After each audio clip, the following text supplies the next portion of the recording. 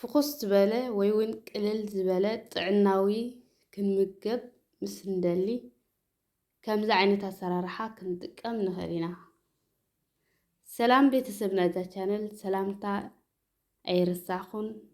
ሰላም ክትህልው ተስፋ ይገብር። ናብቲ ኣሰራርሓ ክንኣቱ።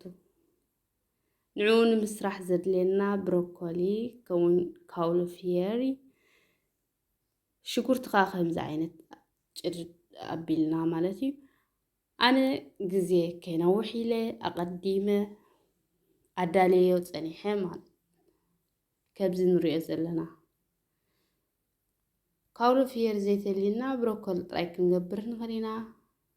ካብ ሓዲኡ ክንገብር ንኽእል ኢና። ክልቲኡ ተልዩና ከዓ ብፍላይ ከም ስድራቤት ገለት ኮይና ይባዛሓልና።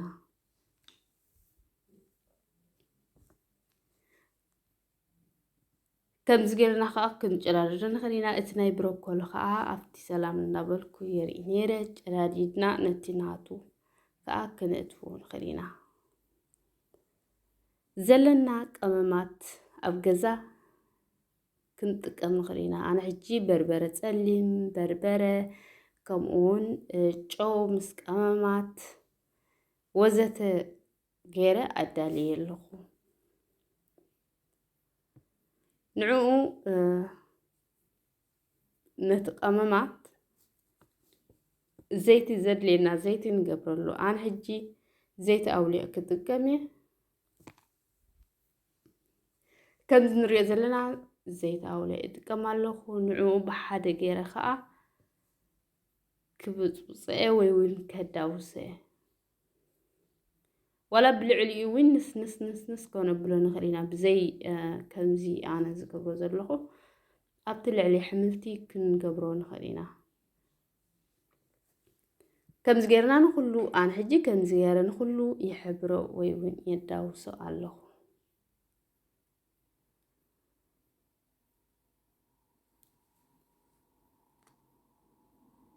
እዚ ቀመማት ኣነ ኣዳልየ ዝነበርኩ ናይ ቆፅልቲ እዩ ናይ መወዳእታ ከምዚ ንሪኦ ዘለና ካብኡ እውን ገይረሉ ፃዕዳ ሽጉርቲ፣ ጅንጅብል ኣብቲ ኣሰራርሓ ክትርእይዋ ትኽእሉ ኢኹም።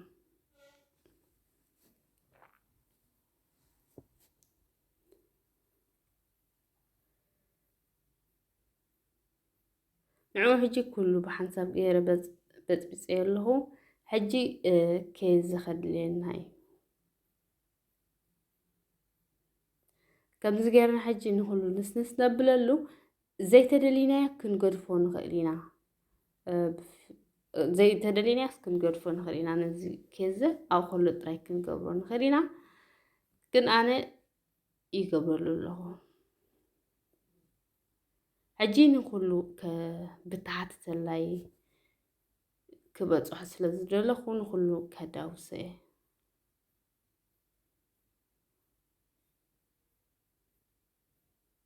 ቁርብ መተሓዚ ክኾነ ጥራይ ኢለ እየ። ከምኡውን ካሮት፣ ድንሽ መቲረ ፀኒሐ ከም ንሪኦ ዘለና እሱ እውን ይሓዋውሶ። ካልእ ኣሕምልቲ ትፈትውዎ እውን ክትጥቀማ ትኽእላ ኢኹን ወይ እውን ከነውሕዶ ከዓ ንኽእል ኢና ከምቲ ናትና ስድራ ቤት ወይ እውን ከምቲ ናትና ብዝሒ።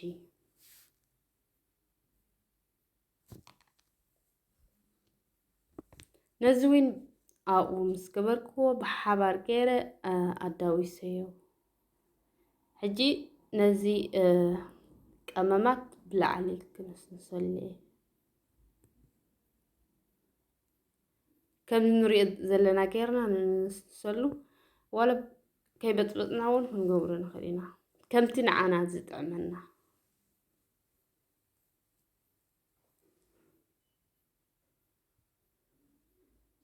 ከምዚ ጌርና ከዓ ንዕኡ ምስቲ ቀመማት ንሓዋውሶ። ምስ ተሓዋወሰ ከም ንሪኦ ዘለና ሕብሩ ተቐይር ኣሎ። ዋላ ሓንቲ ንፈልጦ ስለ ዝእተናሉ ከዓ ዋላ ሓደ ፀገም የብሉን። ሕጂ ብላዕሊ ከዓ ቁርብ ኬዘ ክውስኸሉ እየ።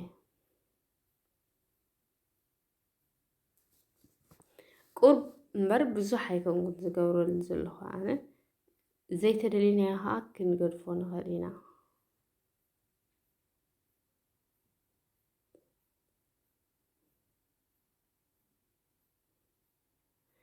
ከምኡውን ነፍሲ ክነጉድል ዘለና እውን ኣዝዩ ይጠቕመና እዩ እዚ ብጣዕሚ ይጠቅም ከምዚ ጌርና